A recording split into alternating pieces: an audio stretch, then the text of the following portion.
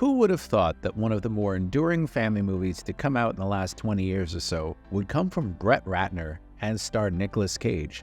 Indeed, The Family Man was only a modest success when it came out over the holiday season in 2000, but has since inspired ripoffs and remakes and is a beloved classic for many of us. In it, Nicolas Cage plays a high-flying businessman named Jack Campbell who doesn't appreciate the little things in life, such as Christmas. It's lonely at the top, but he consoles himself with his Ferrari, a penthouse apartment in New York, and hookups with women such as supermodel Amber Valletta, who has a small role as one of Jack's bedmates early in the film. Things are pretty good for Mr. Campbell, yet, being alone on Christmas Eve, he does a good deed when he intervenes in a convenience store standoff by showing empathy towards a wired gun-toting customer played by Don Cheadle, who, turns out, is actually Jack's guardian angel. Knowing that despite his cold exterior, there's a kind man buried within Jack, he offers him a glimpse of what his life could have been.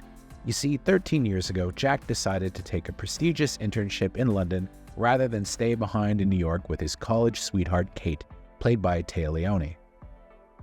In his glimpse, he gets to see what his life would have been like had he settled down with Kate into a comfortably middle-class life in New Jersey, where the two have a happy suburban existence as the parents of two adorable children. At first, Jack is horrified to discover his new lot in life, which includes a job working as a manager for his father-in-law's tire dealership, but eventually, he discovers there is more to life than just money. When I first saw The Family Man in 2000, I was about 18 years old and I really didn't think much of it. I thought it was a cheesy comedy, and I became fixated on what I thought the movie's theme was, being that ambition was evil. I didn't get the message that Jack and Kate, for some reason, had to choose between their ambitions and the idea of having a family life. To me, they could have easily done both. But then I grew up.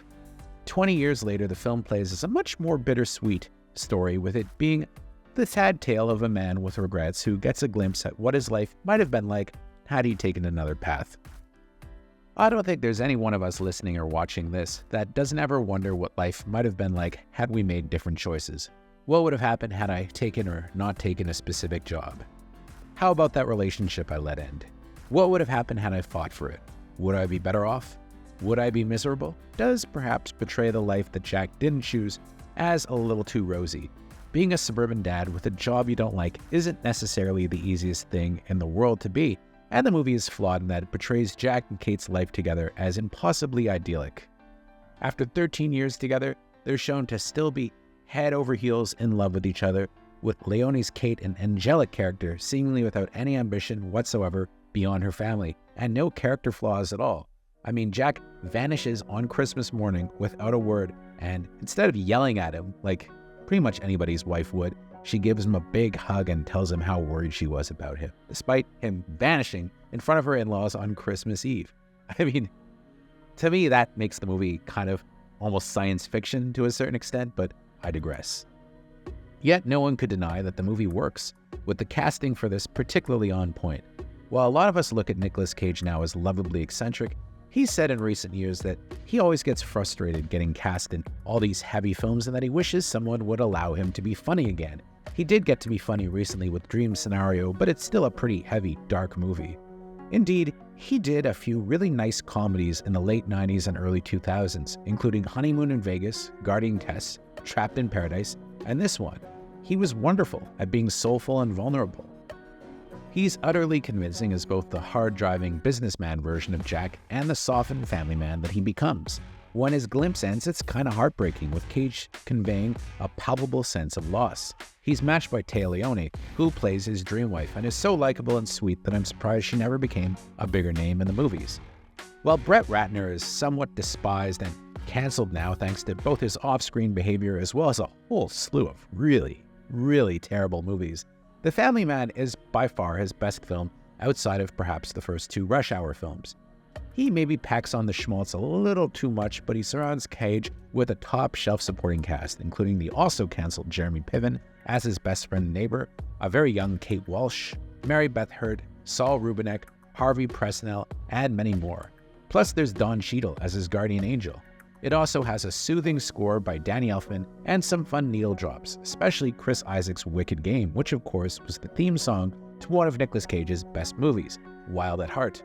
Probably the only bad thing you can really say about The Family Man is that it's kind of unoriginal, with the film not only a riff on A Christmas Carol and the classic Scrooge story, but it's also closely patterned on the largely unseen James Belushi film Mr. Destiny.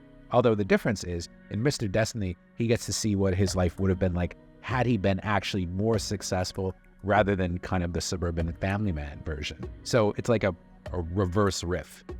Perhaps it's fitting that The Family Man was ripped off quite a bit in the years that followed, with Kevin Sorbo doing a Christian ripoff of it called What If, where not only did he become a businessman, but God forbid his Christianity lapses. What a scandal. And the film was recently remade in South Korea as a film called Switch. When The Family Man first came out, it actually just about broke even, making about $120 million worldwide on a $60 million budget, but it's become a perennial Christmas favorite. Indeed, it's a sweet little movie that's worth revisiting, particularly if you want to see the kinder, gentler side of Nicolas Cage. I recommend checking it out if you haven't seen it in a while over the holiday season. It's a nice one.